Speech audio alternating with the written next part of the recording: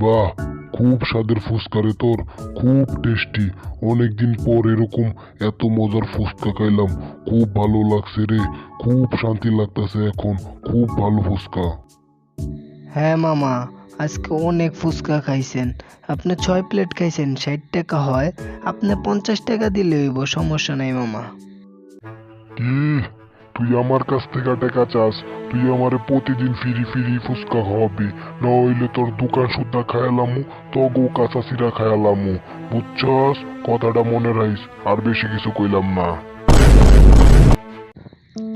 আরে পাগলি, তুমি কান্তাছো কে?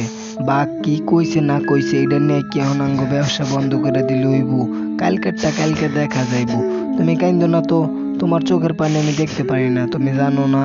হ্যাঁ, কানবো না তো কি করুম কন? হ্যাঁ, বাগে কি কইছে আপনি শোনেন নাই কা?